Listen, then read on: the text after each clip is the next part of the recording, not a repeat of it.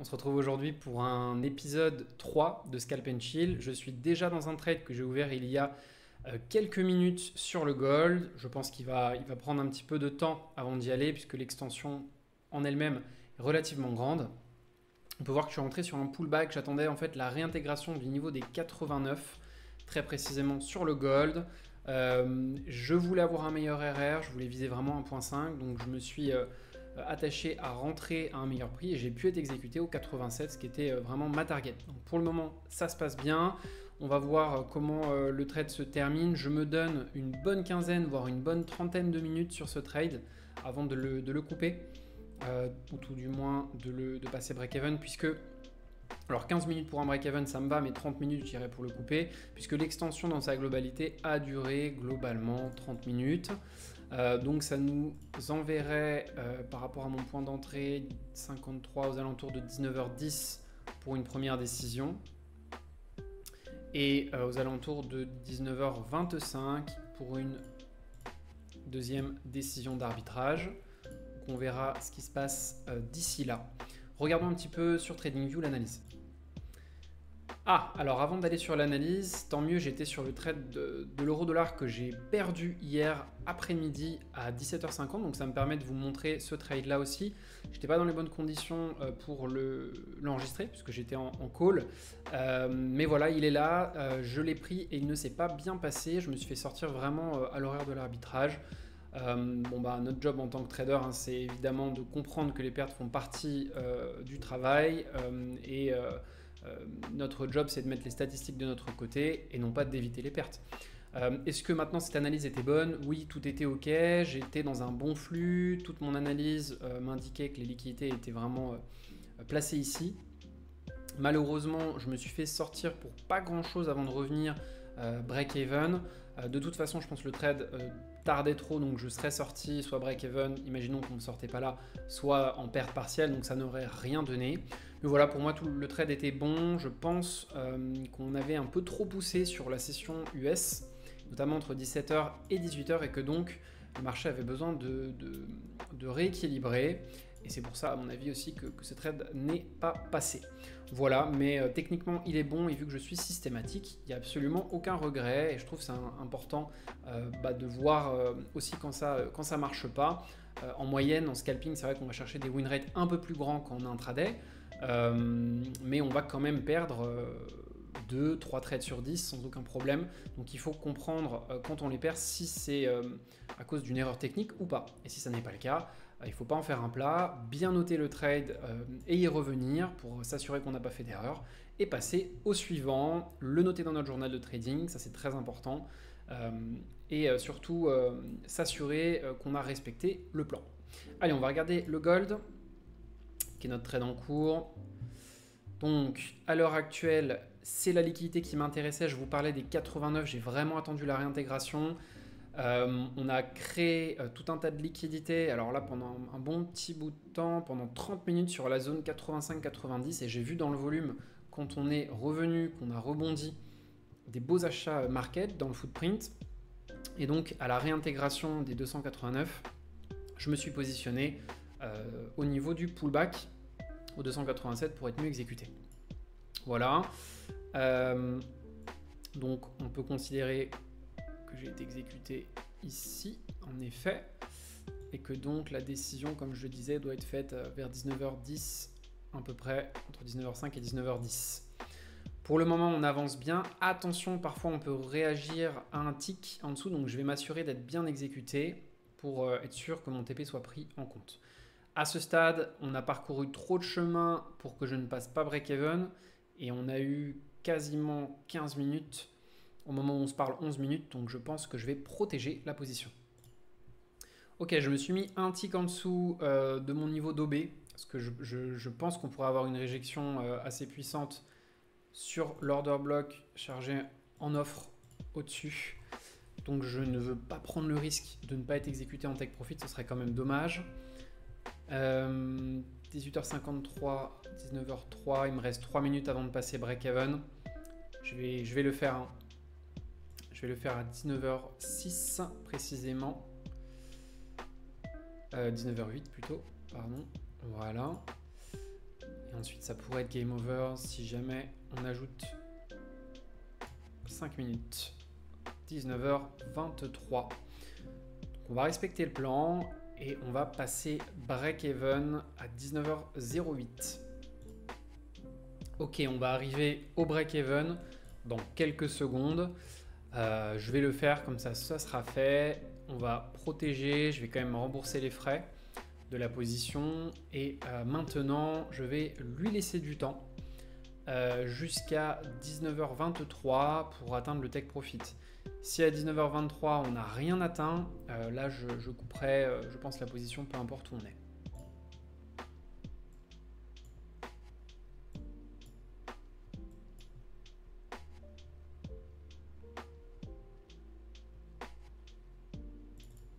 On va regarder dans le time and sales un petit peu ce qui se passe.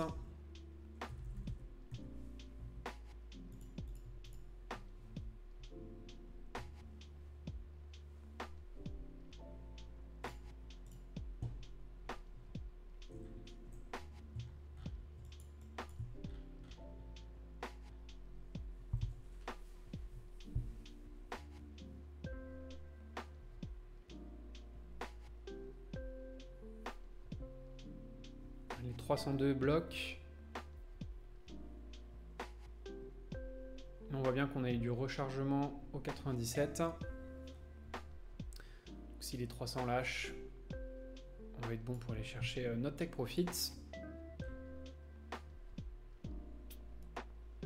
Chaque fois qu'on revient au 300-302, on a du rechargement dans le delta, dans le footprint. Ok, on prend des liquidités. Est-ce que la bougie va... On verra dans 45 secondes si l'acheteur revient, qu'on a vu qui est placé au 300. On va voir si cette bougie-là réussit à réintégrer ça ou pas.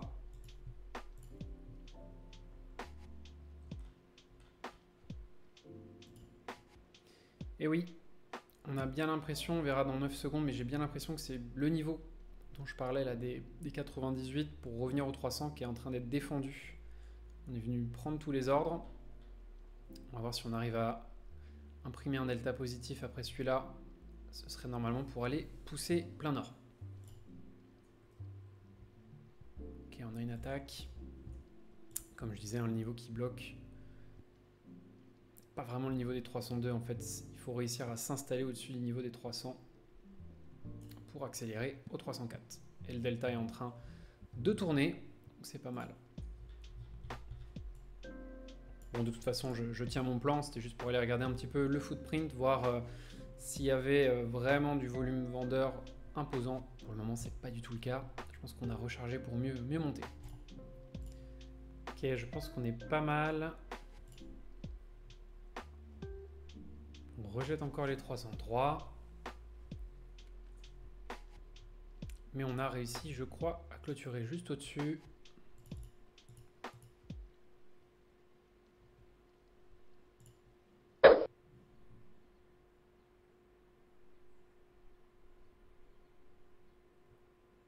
On recharge, on le voit ici sur les 300, 302.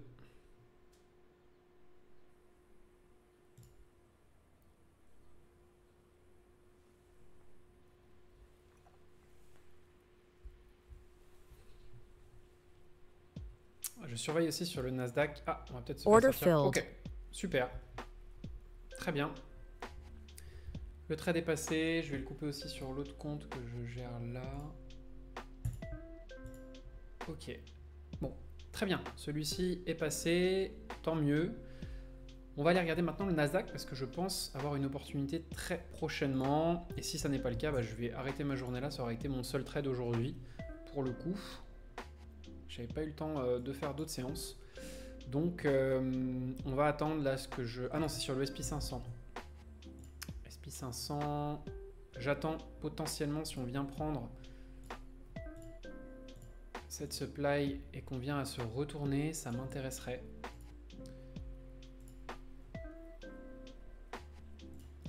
Voilà, d'avoir quelque chose comme ça.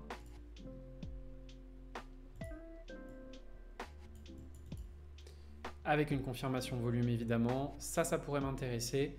Et si ce scénario-là ne se valide pas, eh bien, tant pis.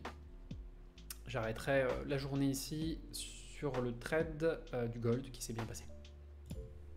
Ok, alors je ne suis pas convaincu par le volume sur le SP. Là, ce qui m'intéresse, c'est plutôt du Nasdaq.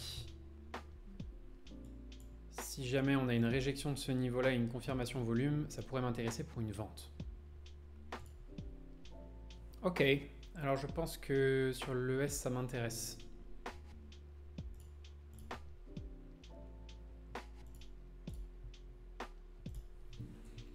Order filled.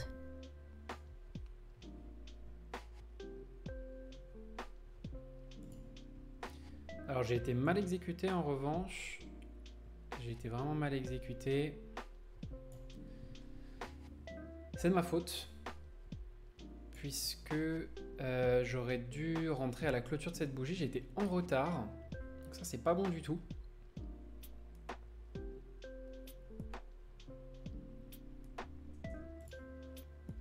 C'est pas bon parce que du coup, j'ai pas un ratio aussi grand que celui que je voudrais.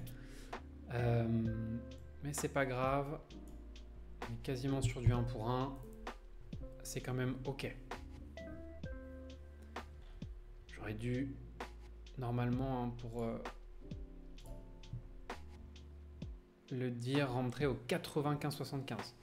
Donc c'était beaucoup plus avantageux.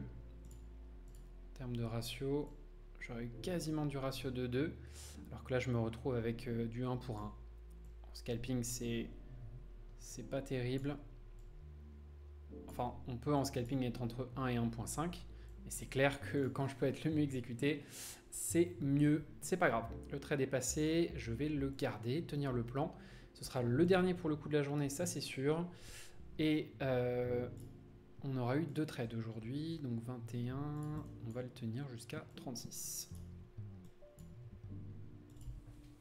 Alors on est venu fermer pas mal d'ordres.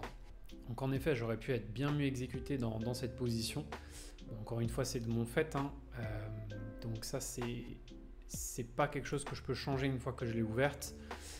Et tant que j'ai un ratio d'à peu près 1 pour 1, ça va, même si j'essaye de viser le 1.5. On est venu donc fermer les ordres, c'est-à-dire se débarrasser d'une partie des vendeurs pour ensuite délivrer, ce qui est un mécanisme assez commun, pour ensuite délivrer, je pense, la baisse. Il ne me reste pas beaucoup de temps avant le BE, donc on va voir où on en est à 19h36. En espérant qu'on ait le temps un petit peu d'accélérer, que je puisse protéger la position et l'amener à terme. Ok, on est arrivé à 15 minutes. Pour le moment, on est toujours en train de négocier le niveau des 95. La totalité de ma zone d'intérêt mesure environ 19-20 minutes. Je vais donc pousser jusqu'à 4 minutes de plus. 36, voilà, on va pousser jusqu'à 19h40, grand max. Et donc si à 40, je n'ai pas de gain sur la position, je la couperai, même si je suis en négatif, puisque je vais considérer qu'elle aura respiré suffisamment longtemps. Et en revanche, si je suis en gain, je passerai break-even et puis j'essaierai d'aller chercher avant les 30 minutes le TP. Voilà, donc on verra, on se retrouve dans 3 minutes et ensuite on sera fixé. Ok, on arrive à 19h40, je crois qu'on a de la chance, on est pile en train d'accélérer. Super. Il est 19h40 précise. Je vais laisser l'opportunité au prix de passer un petit peu en territoire positif. N'oublions pas que j'aurais dû normalement être exécuté plus haut, ce qui change un petit peu mon management. Vous voyez ce que je veux dire? On aurait pu déjà être en sécurité, en gain, ce qui est moins le cas là vu que je suis rentré plus bas. Mais bon, il s'est déjà passé pas mal de temps, donc je vais protéger la position. Je vais juste donner une clôture 1 minute, donc 30 secondes, protéger et ensuite tenir jusqu'à 51. De toute façon, on ne pourra plus perdre sur la position, ça c'est sûr. Ok, on va pouvoir protéger, il reste 5 secondes avant la clôture. On va protéger la position, rembourser les frais. Et laisser couler jusqu'à 19h51. La gestion du temps est très très important, c'est vraiment fondamental dans vos scalps, je vous le conseille.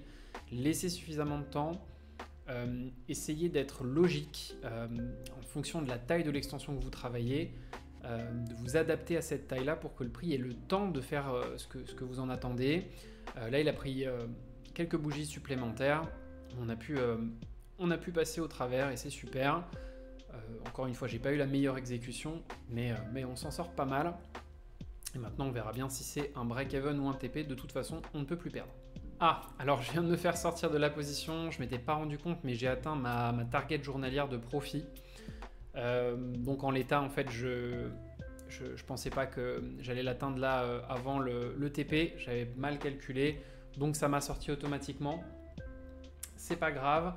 De toute façon, je pense qu'on y serait très probablement allé.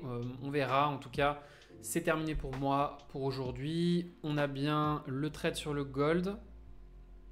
Donc on a bien le trade sur le gold qui est juste là, en effet, où j'avais pris les 3 lots puis les 2 lots. Et puis ensuite le trade sur le SP500 qui sont pour le coup tous passés. Et normalement on aurait dû l'exécuter à peu près par là, celui-ci. Et je me suis fait sortir par la sortie automatique du software. Pour tous ceux d'ailleurs qui ne savent pas comment ça fonctionne, j'ai fait une vidéo tuto sur TopStepX, donc n'hésitez pas à regarder dans mes vidéos. Je vous souhaite à tous en tout cas un bon trade, une bonne semaine de trading, soyez prudents. N'hésitez pas à liker la vidéo, à vous abonner à la chaîne si ça vous plaît et à me contacter si vous recherchez un coaching live. Tous mes liens sont en description. Bon trade à tous et à très vite.